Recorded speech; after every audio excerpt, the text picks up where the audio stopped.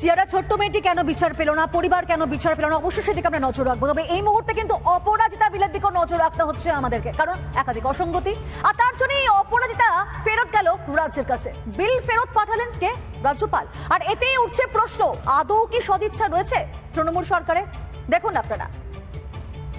আমরা অপরাজিতা bill pass করেছি অ্যাসেম্বলিতে, আমরা ডেথ পেনাল্টি রেখেছি, সেখানে আমরা শাস্তি রেখেছি, এবং অ্যাসিডেও অনেক সময় মুখটুক পুড়িয়ে দেয়, তার জন্য আমরা শাস্তি রেখেছি।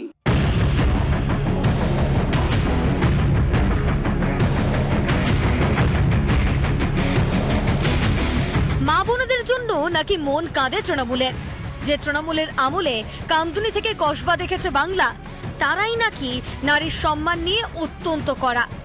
আরজিকর কাণ্ডের পরেই অপরাজিতা বিল আনে তৃণমূল সরকার।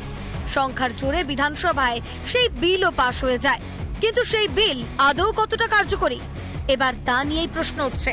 কারণ একাধিক অসঙ্গতির জেরে বিলটিকে রাজ্য সরকারের কাছে ফেরত পাঠিয়েছেন রাজ্যপাল।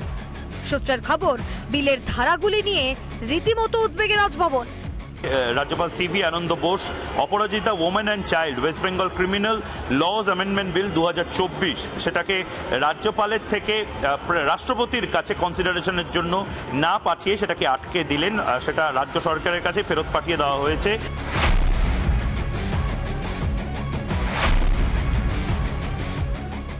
বিলের মধ্যে একাধিক অসঙ্গতি রয়েছে, সেই কারণে এই বিল অনুমোদন পেল না কেন্দ্রীয় সরকারের কাছ থেকে, এমনটাই সূত্র মারফত জানা যাচ্ছে। অপরাজিতা বিলটাও ধরতে এই যে তিনটে নিয়ে এসছে, সিআরপিসি আইপিসি এভিডেন্সটাকে চেঞ্জ করে বিজেপি নিয়ে এসছে শুধুমাত্র এইটা প্রমাণ করার জন্য যে বিজেপি দ্বারা একটা আইন প্রণয়ন করা হলো।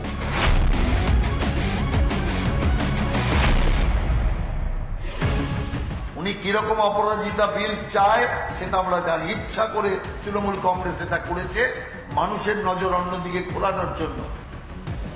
শিল্প থেকে শাসন ব্যবস্থা সবেতেই মাননীয়ার মুখেন মারিতং জগৎ আদর্শের সঙ্গে পরিচিত বাংলা। নারী নিরাপত্তার মতো গুরুত্বপূর্ণ বিষয়কেও কি ঠাট্টা তামাশার পর্যায়ে আনতে চাইছেন মাননীয়া?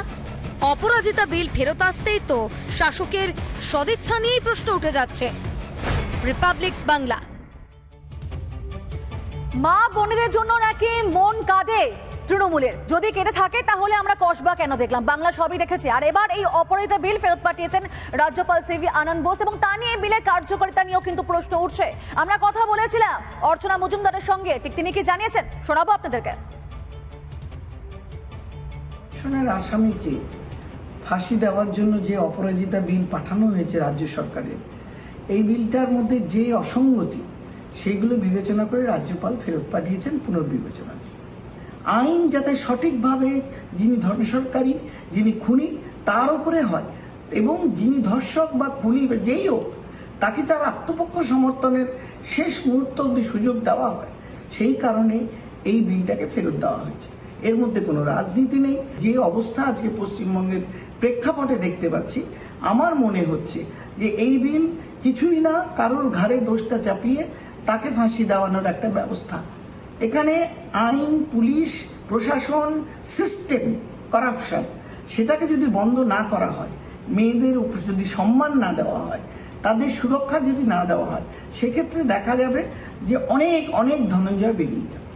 সুতরাং আমি মনে করি এই বিলে সংশোধনের প্রয়োজন আছে।